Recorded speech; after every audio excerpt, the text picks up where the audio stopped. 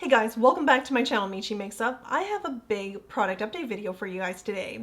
I'm going to talk about products I got recently, how they've been wearing, do I like them, does it suit my combo skin, and things I might have discovered after wearing them multiple times that initially I didn't notice when I first demoed it on this channel.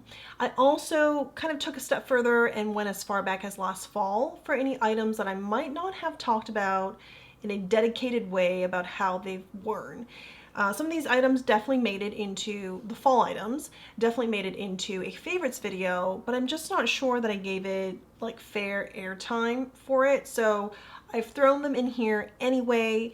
If there's anything else that you're curious about that I haven't covered or I don't cover in this video, leave me a comment below. I will definitely include it in the next product update video. And if you're new to the channel, welcome. Consider giving this video a thumbs up, subscribe, and ring the bell to get notified every time new content is released. I review a lot of luxury makeup and occasionally luxury skincare with a lot of swatches, comparisons, demos, and all that good stuff. So moving on to the first product I have an update for. I grouped them into categories. So I have a category for just kind of like skincare-esque type products, and then we're going to go into cheek products specifically, and then lipstick and eyeshadow, if there is some eyeshadow, and eyeshadow. So my first product I want to update you guys on is the SUQQU Treatment Serum Primer. This has a little bit of a sheen to it. It's very, very subtle. And I wonder, once I really blend this out, if you could see a little bit of it, but it is very subtle and it gives you a truly subtle but nice sheen. It is a primer with skincare qualities and ingredients in it. What I find that is, when I have this on, all my makeup is done, it looks fantastic. That little bit of glow it gives you, it's just really wonderful, beautiful. It's not over the top. However, it does not suit my combination skin. So combination to oily skin. I find that my makeup kind of comes apart a little bit sooner because it's probably adding to my oil production, or at least it's not really controlling it. So I haven't used it after a handful of times for that reason. If you have normal or dry skin, this actually might be excellent. I can't really speak to the skincare factor or aspect of it because I just haven't worn this consecutively enough days. But of the handful of times I've tried, I know this isn't really for me. And it is, or it does have SPF 15, so that's actually really great if you don't wear SPF in your moisturizer or in your foundation, which is the case for me. I have to wear SPF separately. This is actually a really nice product, and it is unscented as well, which I like. And now it's kind of absorbed into the skin. You can see it's very subtle, which is really, really nice. It's just doesn't really work with my combination skin. And then I'm just gonna segue into cheek products. I have here the two Tower 28, one blush and the other is a bronzer. I've talked about the blush a few times, so I won't focus too much on it. I really like this. It wears beautifully under setting powder or on top. On top it does not budge, under it does not budge. It's just great.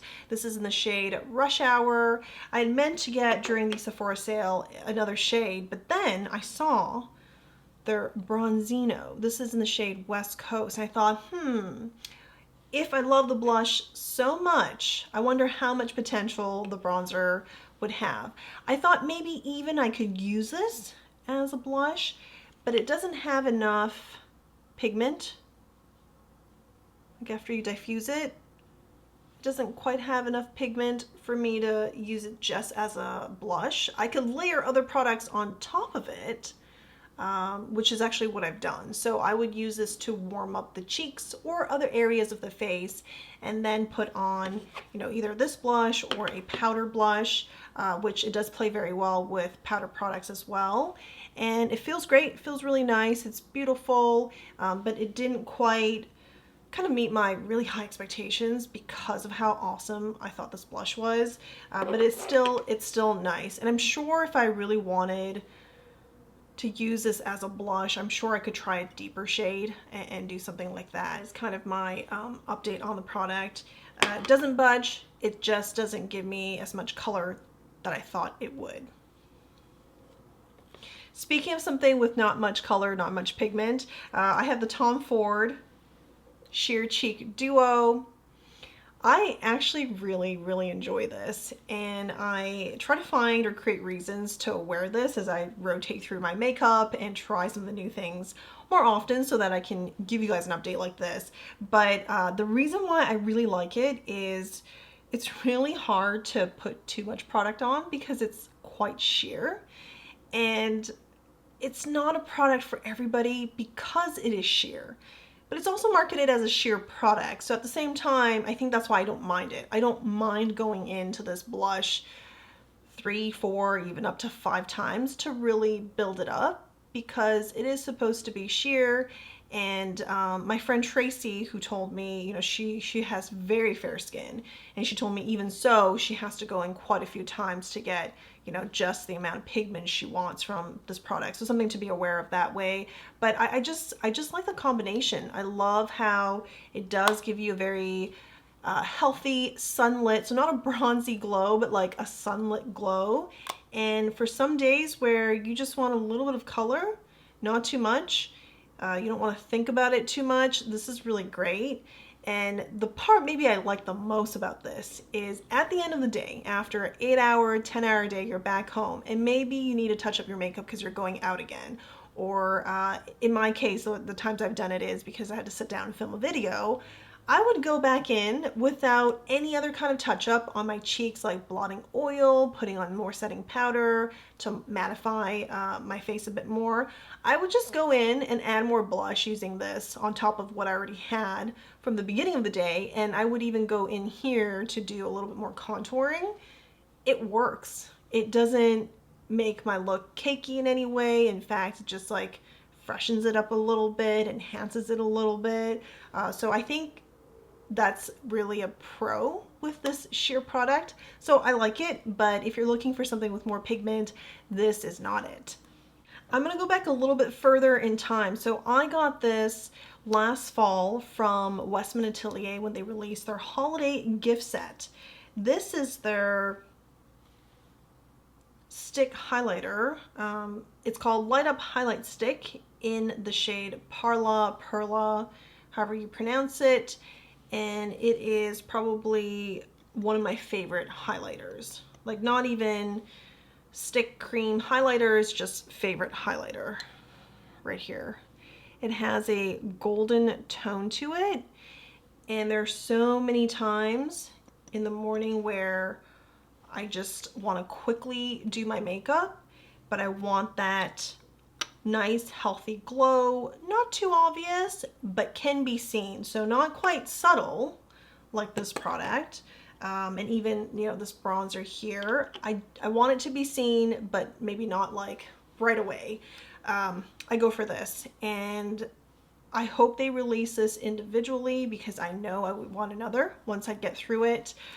There is probably, I still have a lot of product left, but there's a good chance, you know, I'm working on it. I've definitely used up quite a bit. There's a good chance I'll get through this before it, you know, before the shelf life isn't good anymore, or we're at shelf life. And I've heard other people ask the same thing, so fingers crossed there. I highly recommend it. I do believe this is, the set itself is still available on Westman Atelier's website. So the set comes with a lip suede in Le Bordeaux. Not a lot of people reviewed this when it came out, and it was kind of surprising because their lip suede, Westman Atelier's lip suede, is pretty popular, and so are their highlighter sticks. So I was a little bit surprised, but I think anybody who did pick this up enjoyed it. So I do want to talk about this too a little bit. This shade here is pretty much a dupe of Victoria Beckham's Moody Posh lipstick, which I think is also a limited edition released around the holidays, but it has that plum kind of wine undertone to it, really beautiful. And then you've got this pop of red, just right for the holidays. You can tone down anything. You can have a maybe just a nude look using these two shades here. You can see I went in and mixed it up. Yeah, you can really customize your look. So I was just a little bit surprised because you got really nice pigment and kind of best of both worlds. A bright shade, a really deep burgundy plum shade, and then you could go for something kind of pinky nude. The lip suede, the finish is actually a bit matte for a balm-like texture. They are comfortable, but it's really not glossy at all. So although I don't find myself going back to this, I think it has to do with like needing to go in with my finger or a lip brush, but I really think this was a solid holiday release from them, like this combination. I hope they definitely bring this back as like an individual purchase, and maybe even this Lip Suede Le Bordeaux. The next cheap product, I don't think this will come as a surprise. This is from Chanel. It is the Reve De Camilia. It is what I have on today to give me that extra glow. I did go out for lunch, and so I wanted to, you know, it is the weekend, I want it to be a little bit more, I guess, special and just a little bit more extra than the weekdays. It is beautiful, wears beautifully. I've had this on for 5-6 hours now, and it just does not add to my oil production, which is a big deal. It's also unscented, which I really like. And while it does have micro glitters, there's like no downside for me. I have not noticed any downside. The micro glitter is so fine. You can see it if you're really looking for it under sunlight, but just like this and face to face in person, I don't think anybody will be like, wow, that's a lot of glitter on the face. Like, that is not the case. So I think they really nailed it with this. If it's still available, I'll have a link below, and I highly recommend this. Do not wait.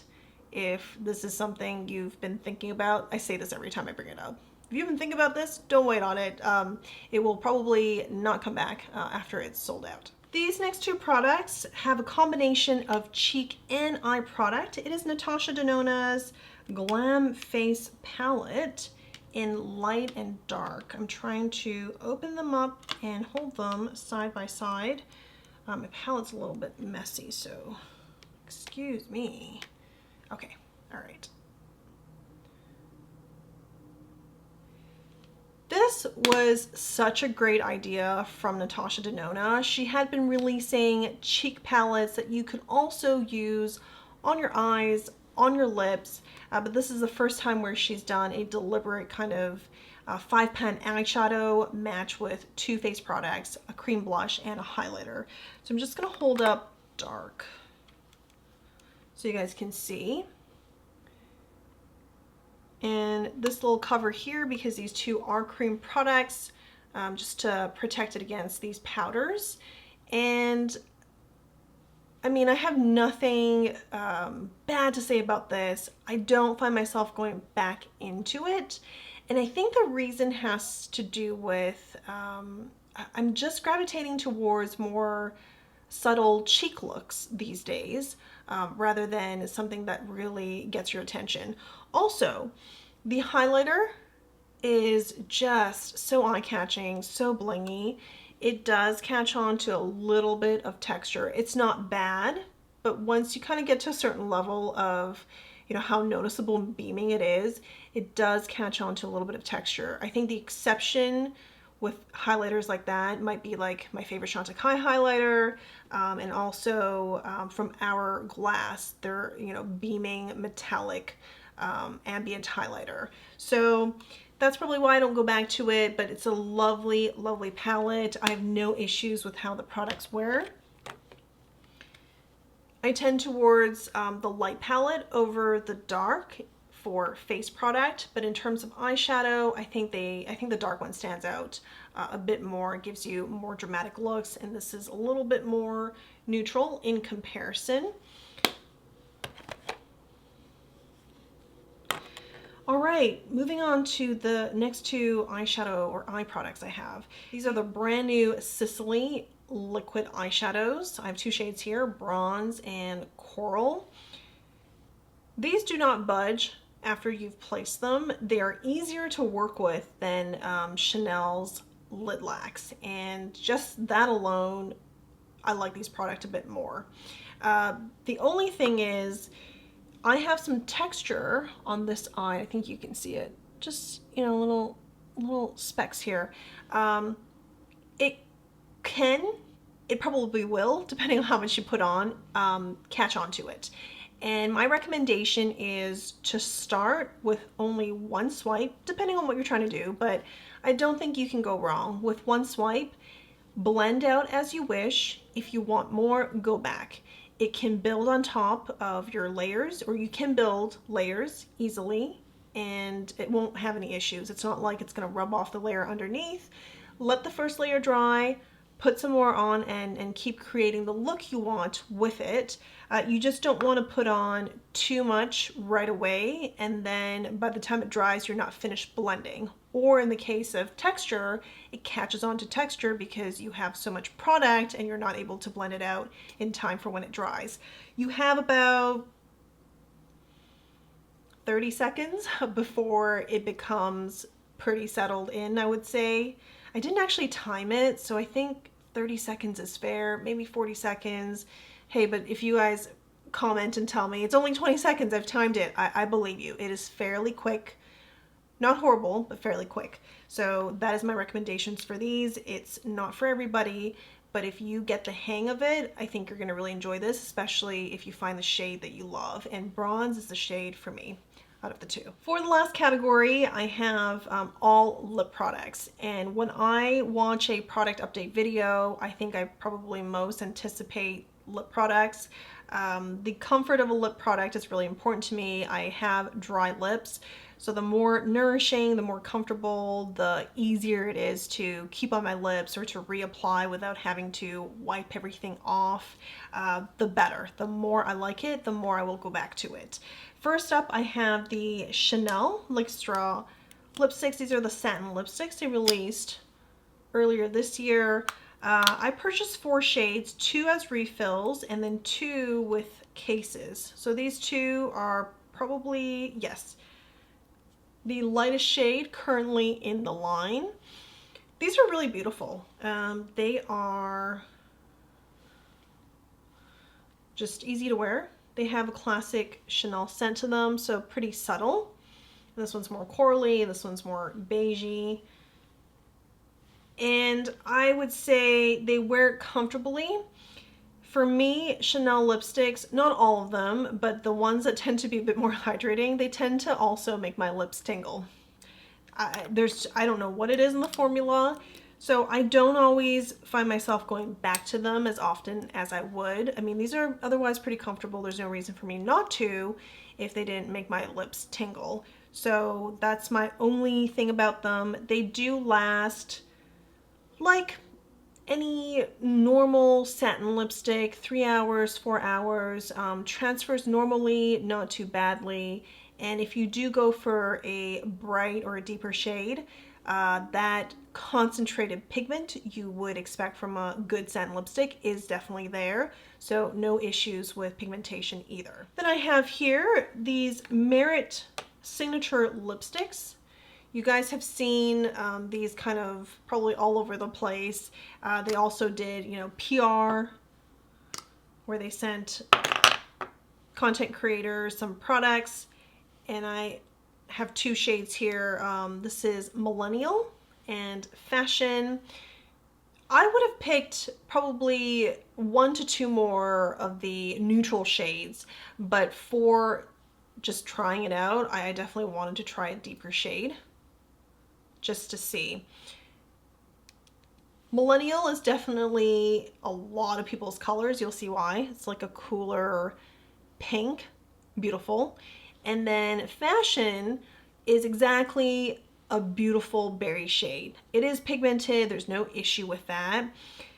My issue with these lipsticks is not comfort. They're actually very, very comfortable, but they transfer pretty easily.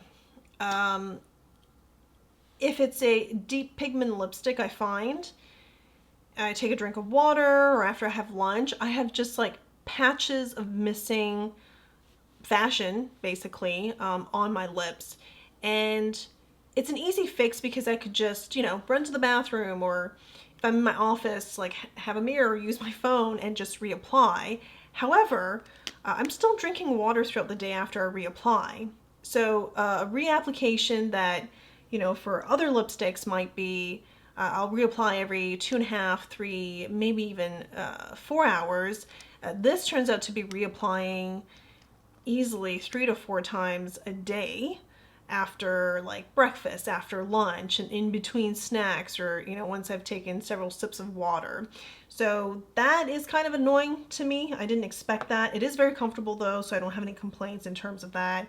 Nor will I, you know, nor have I given up on these signature lips. I'd actually probably like to grab another shade in that's lighter neutral, because with the neutral shades, even if you have some missing pigment, it's not that noticeable. And to apply these, because they're comfortable and again the shade makes it easy, I just do this. I don't need a mirror, anything. It's almost like lip balm, and then I just smush my lips together and it's reapplied basically. This here, if you color out of the lines of your lips, it's going to be noticeable. It's just higher maintenance because of the shade. We're down to the last 2 products. Next I have here from Pat McGrath is Satin Allure lipstick in Negligee. I love this shade. I'm actually going to swatch it next to the Merit Millennial because they're quite similar.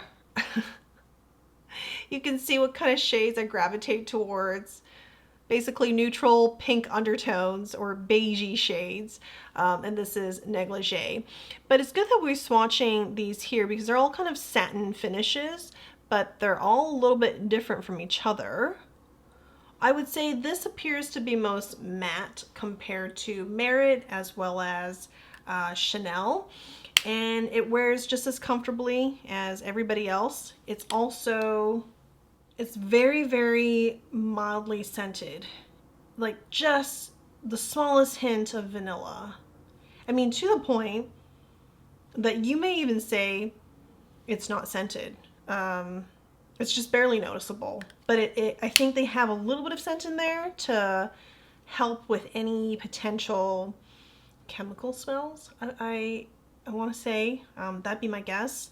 Yeah, so I like the Satin Allure lipsticks. In terms of comfort, well, actually, let me go through this last lip product and I'll talk about the comfort level of all these lip products and how I would place them from most comfortable to not as comfortable. They're all comfortable, but I'll do a little bit of ranking at the end. Next is going to be the Victoria Beckham Posh Gloss. You guys know, if you've seen any of my recent videos, I love these glosses. I don't know what's stopping me from going back to get more, maybe because I have a nice little collection of new lipsticks, new lip products. But today I have on Posh Lipstick Spice, and then I put on Tan Line on top of it to give it a gloss finish. I love this. I've had this, I've reapplied this after lunch, and now I've had it on for 4 hours. I don't need lip balm. It's very hydrating. Putting this on almost just seals the hydration in and adds more to it. Like, that's how comfortable this gloss is. It is also the glossiest gloss I have in my collection. I'm not huge on gloss, but I will get glosses to try and review and demo. But this is the glossiest one, and I don't think I've ever, can't imagine myself prior to these being really obsessed with gloss the way I am with these.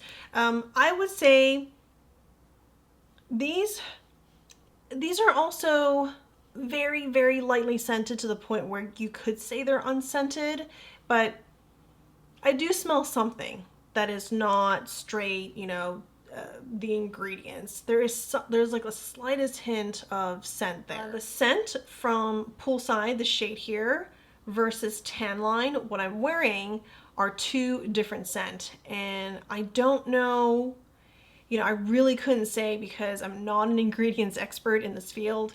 I want to say maybe that's impacted by the kind of ingredients necessary to make up the shade.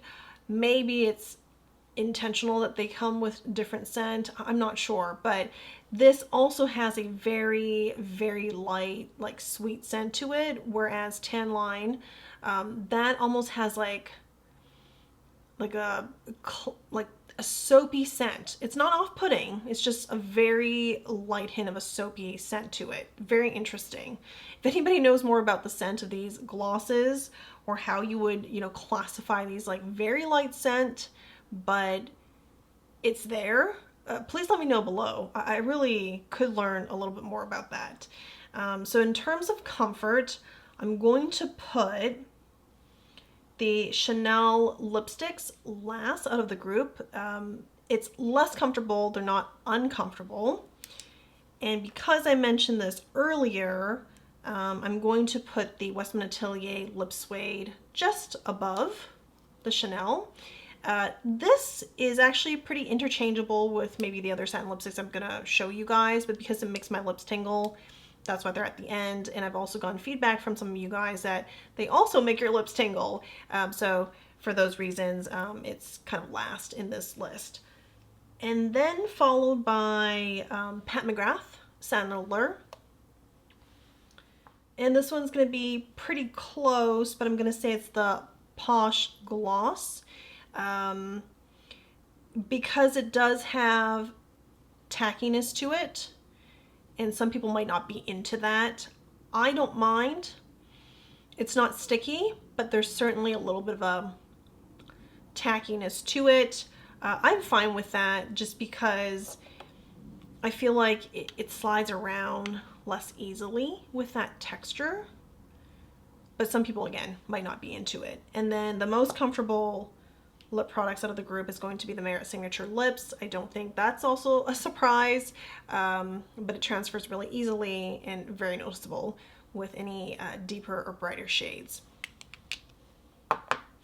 That is my product update. If you think I've missed anything or there's something that you're interested in knowing more about that you've seen in one of my videos, let me know and I will include it in the next product update video. Thank you guys so much for watching. Hope you're having a good one. See you soon. Bye.